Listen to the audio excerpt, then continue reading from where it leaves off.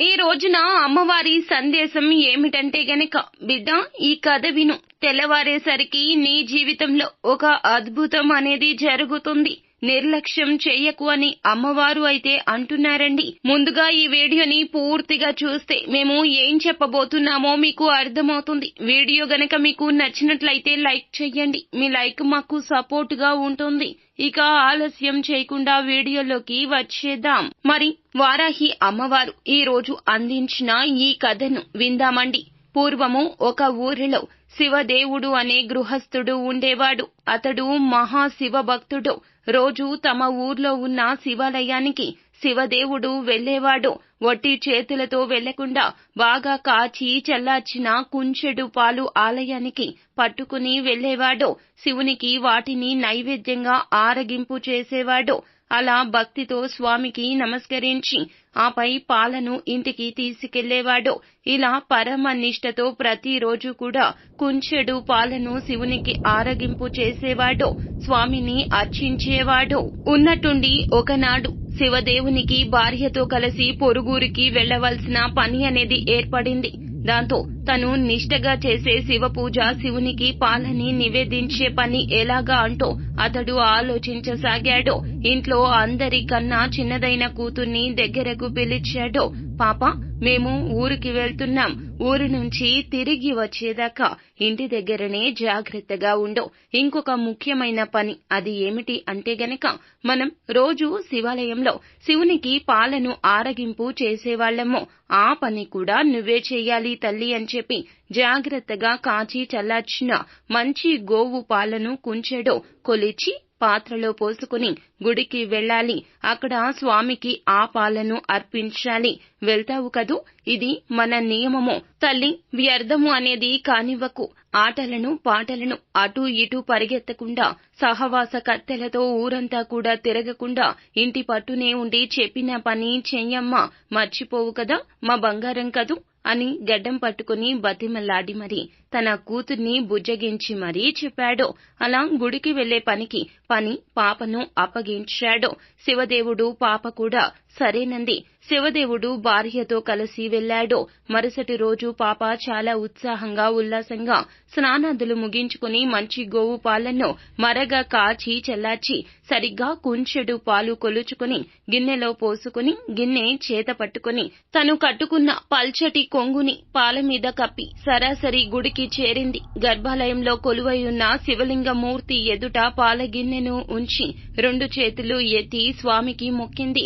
పాల వైపు చేతులు చూపిస్తూ, శివయ్య, ఇదిగో పాలు, నీకోసమే తెచ్చాను, ఆరగించవయ్యా అని చెప్పి శివుని కేసి చూసి చెప్పింది.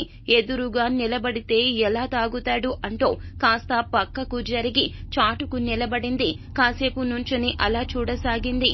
కాసేపు అయ్యాక వచ్చి ఆ గిన్నెలో చూసింది. గిన్నెలో ఉన్న పాల వైపు విచిత్రంగా చూసింది. శివయ్య, పాలు తాగలేదా? నీకోసమే తెచ్చాను. తాగడానికి ఏమిటి నీకు ఇబ్బంది? పాలు అలాగే ఉన్నాయి. తాగావా? తాగు తాగు అంటూ శివుని కేసి చూసి పురమాయించింది. ఓహో, శివుడు తాగలేడు. చిన్నపిల్ల కదా, ఆ పాపకు చింత మొదలయ్యింది. అమ్మా నాన్నలు చెప్పి వెళ్లారు. వాళ్ళు చెప్పినట్లు నేను చేశాను. ఎక్కడ ఏం లోపం జరిగిందో. శివుడేమో ఈ రోజు పాలు త్రాగడం లేదు. దాంతో పాపకు భయం అనేది పట్టుకుంది. శివుడు పాలు త్రాగకపోతే అమ్మా నాన్నలతో దెబ్బలు తినాల్సి వస్తుంది కదో. శివుని వైపు దీనంగా చూస్తూ, పాలు ఎందుకు తాగలేదు? తాగవయ్యా, లింగమూర్తి అంటూ ప్రాధేయపడింది. పాలు సరిగ్గా కాచలేదా?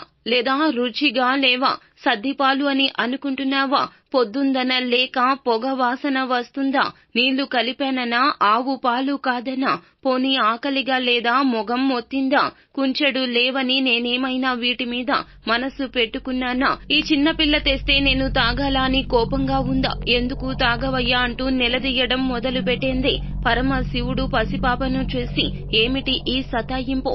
ఆకలిగా లేదా? పోనీ ఏదైనా నోరు తెరిచి చెప్పాలి కదా. పోతే పోని ఒక గుటకైనా తాగితే నేను తృప్తి చెందుతాను కదా అంటూ పాప పరమశివుణ్ణి బ్రతిమలాడసాగింది. నువ్వు పాలు కనుక త్రాగలేదంటే మా అమ్మా నాన్నలు నన్ను కొడతారో, అలా కొట్టిస్తావా? నా మీద ప్రేమతోనైనా త్రాగవా? నిజంగా నువ్వు మనసులో ఏదో పెట్టుకుని ఇలా సాధిస్తున్నావు. ఇవి కాక ఇంకా నీకేమైనా పాలు కావాలా? అడుగు, నిమిషంలో తీసుకొస్తా. కానీ తాగకుండా మాత్రం నన్ను ఏడిపించకు లింగమూర్తి. మఠంలో పాయసం తెమ్మంటావా? వీరభద్రుడి జాతరకు నిన్ను పంపిస్తాగా. మా నాయన కదూ, మా శివయ్య కదూ. త్రాగవయ్యా అంటూ అన్నం తినకుండా మారం చేసే వాళ్ల తమ్ముణ్ణి వాళ్ళ అమ్మ ఎలా బుజ్జగిస్తుందో గుర్తు చేసుకుంటూ అలాగే బ్రతిమలాడి ఏడుస్తుంది. ఆ పరమేశ్వరుడు పాప యొక్క అమాయకత్వానికి నవ్వుకున్నాడో కానీ పలుకలేదో. ఇంకా ఏం చేస్తుందో అని అలా చూస్తున్నాడో. ఆ పరమ కరుణమూర్తి భక్తికి వశం కాకపోతాడా?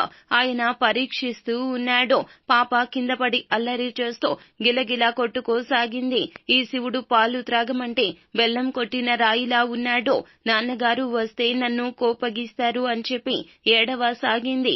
స్వామి వైపు చూస్తూ మా వాళ్ళు నన్ను చంపేస్తారో, నువ్వు ఈ పాలు తాగలేదంటే నేనేదో పొరపాటు చేశానంటో మా వాళ్ళు నన్ను కొడతారో, నాన్నగారు పదే పదే చెప్పిన ఈ పనిలో ఆటంకం ఎదురయిందని తెలిస్తే ఆయన చేతుల్లో చావడం అనేది ఖాయమో. అంతకంటే ఇక్కడే నీ ముందే చావడం మేలు అని తన తలను శివలింగానికి వేసి బాదుకుంది. సర్వేశ్వరుడు ఒక్క క్షణం కూడా ఆగకుండా పాపను పట్టుకుని ఆపాడో. ఆ చిన్నారి ముందు చిద్విలాసంగా నిలబడ్డాడో. గిన్నెను తీసుకుని పాలన్నీ కూడా తాగేశాడో. పాప పరమ సంతోషంతో ఎగిరి గంతేసింది. శివుడు ప్రత్యక్షమయ్యాడు కానీ ఆ రూపం అరుదైనది అని పాపకు తెలియదో. ఆయన దేవుడని పిలిస్తే పలుకుతాడో, పెట్టినవన్నీ తింటాడు, మన మాట వింటాడు అంటూ ఆనందించింది. పాప యొక్క తండ్రికి అనుకోకుండా ఒకరోజు ప్రయాణం కాస్త 4-5 రోజులు అయ్యింది. పాప రోజు తానే పాలు తేవడం, శివునికి నివేదించడం అది శివునికి నచ్చింది. ఇలా ప్రతిరోజు పాలు తేవడం, శివుడు తాగడం అన్నీ కూడా జరిగిపోతున్నాయి. ఒకరోజు ఊరెళ్లిన తల్లిదండ్రులు తిరిగి వస్తున్నారు. ఆ సమయంలో పాప పాలను శివునికి ఆరగింపు చేసి ఇంటికి వెళ్తూ ఉంది. అమ్మా నాన్నలను చూసి ఎగిరి గంతేసింది. ఇంతలో శివదేవుడు పాప చేతిలో పాలగిన్నె చూశాడు. పాత్రలో పాలు లేవు. ఎక్కడికి వెళ్తున్నావు అని సందేహంగా అడిగాడు. పాప గుడిలో శివుడు పాలు తాగిన వ్యవహారం అంతా కూడా చెప్పింది. శివదేవుడు పాప మాటలు నమ్మలేదు. శివుడు పాలు త్రాగడం ఏంది? నువ్వు ఏదో అబద్ధమనేది చెప్తున్నావు. శివుని పేరు చెప్పి నువ్వే త్రాగేసి చేశావా ఏంటి అంటూ నిలదీస్తూ అడుగుతాడు. నిజం చెప్పు అంటున్నాడు. శివునికి నేను చేసే వ్రతాన్ని నేలపాలు చేశావు కదా అంటూ ఆగ్రహంతో కూతురుని అన్నరాని మాటలు అన్నాడు. పాప ఎంత చెప్పినా పాప మాటలు నమ్మని శివదేవుడు మరునాడు పాప వెంట పరమేశ్వరుని మందిరానికి వెళ్లారు.